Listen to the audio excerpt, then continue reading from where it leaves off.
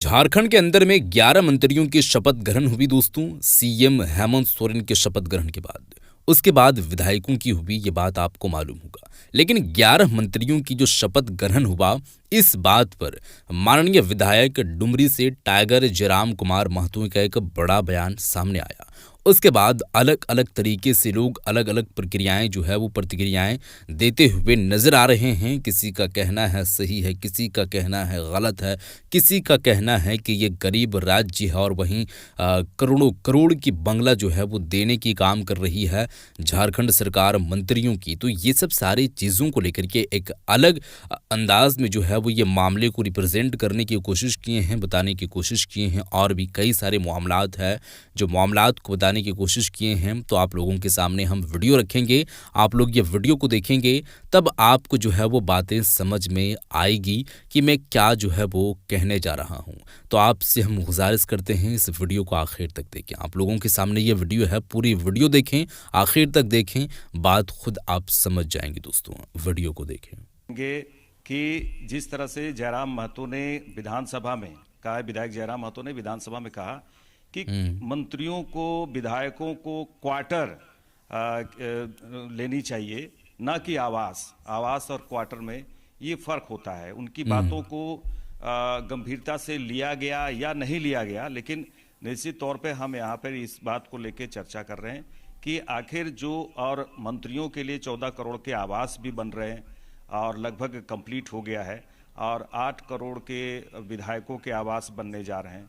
तो हमारे साथ सहयोगी रत्नेश है, जिनसे हम बातचीत करेंगे कि रत्नेश, जहाँ तक अगर जयराम महतो ने एक सुझाव दिया है, एक तरह से सुझाव है कि मंत्रियों को या विधायकों को क्वार्टर में रहना चाहिए, जिस तरह से सरकारी स्टाफ क्वार्टर में रहते हैं, क्यों इतना तामझाम और 14 करोड़ के आवास और उसमें अत्याधुनिक सुविधाएं जैसे लैस आवास की क्या जरूरत है, जबकि झारखंड तो एक गरीब प्रदेश कहलाता है।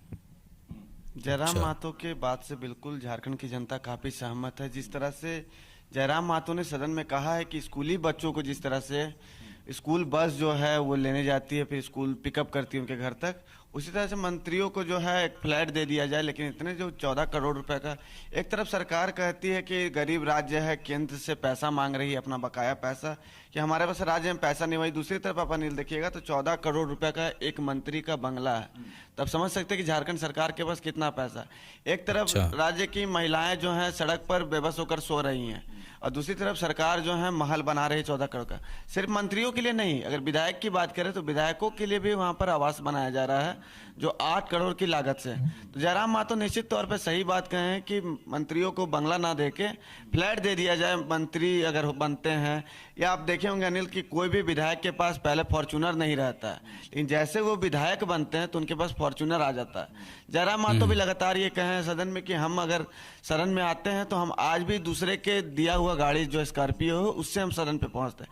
लेकिन तमाम जो 80 विधायक हैं उनके पास कुछ नहीं रहता है, लेकिन जैसे वो विधायक बनते हैं उनके पास सारे चीजों का फैसिलिटी आ जाता है। तो जनता को सिर्फ बुड़बक बनाया जाता है। राज्य सरकार, किसी की भी सरकार रहे, जनता को बुड़बक बनाती है कि राज्य गरीब राज्य है, केंद्र सरकार बकाया पैसा नहीं देती है, केंद्र के माथा थोप देती है। लेकिन ये नहीं देख रही है कि अगर पैसा नहीं है तो हम इतने करोड़ों का घर कहाँ से बना रहे हैं। रत्नेश, हम चर्चा करेंगे, लेकिन उससे पहले विधायक जयराम महतो ने, डुमरी से विधायक हैं जयराम महतो, सदन के बाहर क्या कुछ कहे हैं इस मुद्दे को लेकर कि क्वार्टर, मंत्री और विधायक क्वार्टर लें ना कि आवास लें, उस मुद्दे को भी लेंगे। और आप जो जैसा कहे कि स्कूल बच्चे जिस तरह से बस से स्कूल जाते हैं और उसके बाद घर आते हैं, उसी तरह क्यों ना मंत्री विधायक भी बसों का सहारा लेकर, ट्रेनों का सहारा लेकर वो विधानसभा जिस समय सत्र चलता है वो आए। जरा हम जयराम महतो के वो बयान भी सुनते हैं। जी, महिमा मंडन कर रहे हैं जैसे उन्होंने अपने अमृत पर वरदान दे दिया हो। तो वही हमने कहा, अगर ये सच में सम्मान है तो एक काम कीजिए, जितने भी माननीय चुन के आए हैं काशी के काशी, आप घर से अपने निजी ट्रेन प्लेटफॉर्म में बैठे, ट्रेन में बैठकर यहाँ आए और यहाँ आवास नहीं, क्वार्टर लीजिए। क्वार्टर जैसे नौकरी करने वाले क्वार्टर लेते हैं, सरकारी क्वार्टर, आवास और क्वार्टर में फर्क होता है। आप रांची में क्वार्टर लीजिए जितने भी मंत्री विधायक हैं, और उसके बाद सुबह जितना का सत्र चलेगा सरकारी बस सुविधा, जैसे कॉलेज में बच्चों को, लड़कियों को मिलती है, उस बस की सुविधा विधायकों के घर जाए। विधायक अपने घर में रहेंगे, अपने दरवाजे में रहेंगे, बस जाएगी, उनको पिकअप करेगी और सत्र में लेके आएगी। 2500 रुपए को इतना महिमा मंडन कर रहे हैं जैसे उन्होंने अपने अमृत पर वरदान दे दिया हो। तो वही हमने कहा, अगर ये सत्य में सम्मान है तो एक काम कीजिए, जितने विमानन चुन के आए हैं काशी के काशी, आप घर से अपने निजी ट्रेन प्लेटफॉर्म में बैठे, ट्रेन में बैठकर यहाँ आए और यहाँ आवास नहीं, क्वार्टर लीजिए। क्वार्टर जैसे नौकरी करने वाले क्वार्टर लेते हैं, सरकारी क्वार्टर, आवास और क्वार्टर में फर्क होता है। आप रांची में क्वार्टर लीजिए, जितने भी मंत्री विधायक हैं, और उसके बाद सुबह जितना का सत्र चलेगा, सरकारी बस सुविधा जैसे कॉलेज में बच्चों को, लड़कियों को मिलती है, उस बस की सुविधा विधायकों के घर जाए। जयराम महतो जी के अगर कहा जाए सोच, विधायक जी का सोच, ये बिल्कुल अलग तरह का तो जरूर नजर आ रहा है। हो सकता है कि अगर इस तरह से झारखंड में कुछ इम्प्लीमेंट हो तो निश्चित तौर पे बेहतर होगा। और ये भी कहा जाता है कि झारखंड में 40% खनिज संपदा है, उसके बावजूद भी झारखंड गरीब है। नेता अक्सर मंचों से यही कहते हैं कि झारखंड गरीब राज्य है, केंद्र सरकार इसे देख नहीं रही है, और हमारे जो बकाया राशि हैं वो करोड़ों अरबों में है, वो पैसा केंद्र सरकार नहीं दे रही है। तो तमाम तरह की समस्याएं झारखंड में होती है, वो उनका अगर दे देते हैं तो निश्चित तौर पे झारखंड में और भी विकास होगा। लेकिन वहीं दूसरी तरफ ये तस्वीर देखिए, रत्नेश मंत्री जी हैं तो मंत्री जी के लिए आवास भी अत्याधुनिक सुविधाएं होनी चाहिए। इसको लेकर वहां पर ध्रुवा में जिस तरह से बनाया गया है, क्या बजट मंत्री के आवास का क्या बजट है, विधायक जी के आवास का क्या बजट होने जा रहा है, इस पर थोड़ा दर्शकों को जरूर बताइए। देखिए अनिल, हमने आपको पहले ही अभी बताया कि गरीब राज्य झारखंड जरूर है, सबसे गरीब राज्य झारखंड माना जाता है और नेता अपने मंचों से भी ये कहते हैं। लेकिन गरीब राज्य किसके लिए है, ये समझने वाली बात है कि यहाँ के जो जनता है, यहाँ के जो स्थानीय हैं, उन लोगों के लिए गरीब राज्य है। और सिर्फ गरीब राज्य को बनाने में सबसे अगर अहम किसी की भूमिका रही है तो यहाँ के नेताओं की, यहाँ के राजनीतिक दल जो हैं उन लोगों की रही है। लगातार अगर अब मंत्री लोग तो अभी भी रह रहे हैं झारखंड में, ऐसा तो नहीं कि झारखंड में कोई पहली बार सरकारें बनी है 14 करोड़ रुपए का उन लोगों को मंत्री आवास दिया जाएगा, अभी भी रह रहे हैं मंत्री आवास, मुख्यमंत्री आवास है।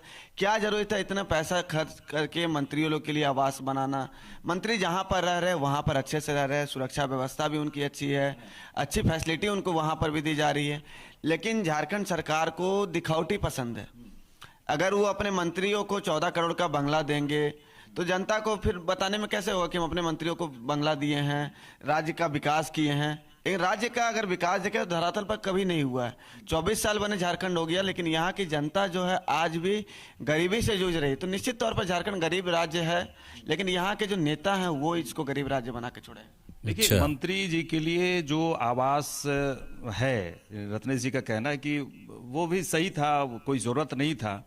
लेकिन सबसे बड़ी बात देखिए, यहाँ पर जिस तरह से झारखंड गरीब है कहते लोग आते हैं और नेतागण ज्यादा इसको शो करते हैं झारखंड गरीब राज्य है।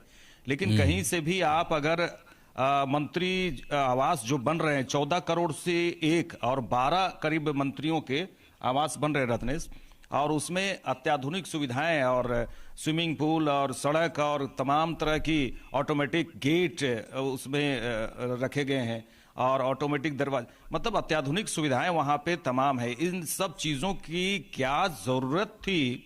और ये सब पूरी तरह से क्या लगता है कि वेस्टेज जो मनी, ये जो पैसे की बर्बादी, और उधर से केंद्र सरकार से पैसे मांग रहे हैं कि हमें पैसे वापस दीजिए, हमारे पास पैसे नहीं है। निश्चित तौर पर झारखंड सरकार में सरकार किसी की भी रही है, झारखंड मुक्ति मोर्चा की भी सरकार रही है, भारतीय जनता पार्टी की भी रही है, कांग्रेस भी गठबंधन में रही है, आजसू भी रही है। तो निश्चित तौर पर पैसों की बर्बादी हुई है। अगर पैसों की बर्बादी नहीं होती है तो यहाँ तो भ्रष्टाचार ज़्यादा होता है। तो आपने देखा होगा अनिल कि मंत्रियों के घर में 37 करोड़ रुपया बरामद हो रहा है, कोई मंत्रियों के घर में 300 करोड़ बरामद हो रहा है।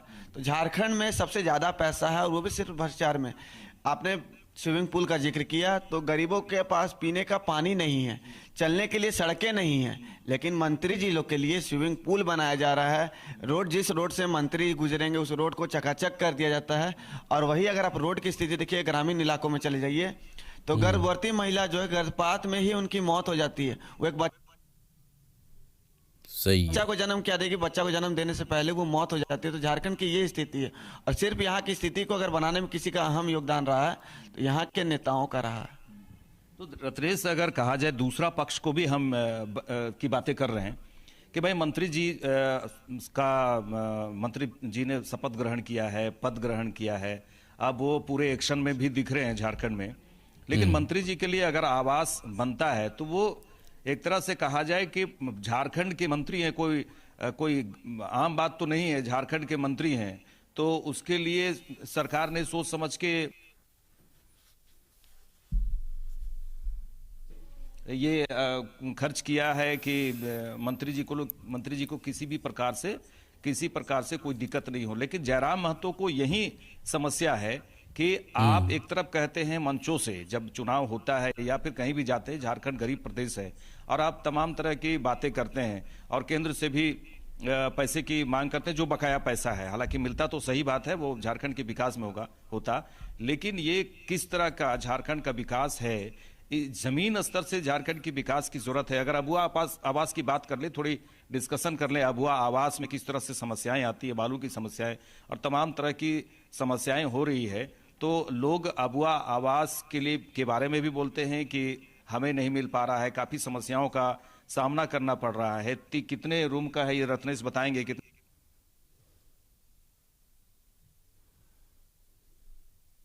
रूम का अबुआ आवास बनाया जाता है? और उधर देखिए कि मंत्री जी के लिए करोड़, एक मंत्री के लिए 14 करोड़ की लागत से आवास बन रहे हैं। तो अबुआ आवास के बारे में थोड़े रत्नेश से भी हम जिक्र करने की, क्योंकि महत्वपूर्ण योजना, झारखंड के महत्वपूर्ण योजना में है, हेमंत सरकार के महत्वपूर्ण योजना में ये शामिल है अबुआ आवास योजना। सही। देखिए, अबुआ आवास योजना की आपने बात किया अनिल, अबुआ आवास योजना से कई तरह की चीजें जुड़ी हुई हैं, रोजगार भी जुड़ी हुई है। तो हम आपको विस्तार से बताते हैं दर्शकों को भी कि पहले प्रधानमंत्री आवास योजना था। प्रधानमंत्री आवास योजना अभी भी है, लेकिन राज्य सरकार कह रही है कि केंद्र सरकार जो है प्रधानमंत्री आवास योजना यहाँ की जनता को नहीं दे रही, दोहरी नीति अपना रही है। 2 रूम का प्रधानमंत्री आवास योजना हुआ करता क्या था, अभी भी हो रहा है झारखंड में, लेकिन इसका लाभ यहाँ की जनता को नहीं मिल रहा है। तो हेमंत सोरेन की जब 2019 में सरकार बनी थी, उसके बाद हेमंत सोरेन कहे कि हम यहाँ के महिलाओं को दिया जा रहा था, यहाँ के महिलाओं को, यहाँ के स्थानीयों को जो है अबुआ आवास योजना देंगे, अबुआ आवास योजना देंगे और साथ में बालू जो है वो मुफ्त देंगे।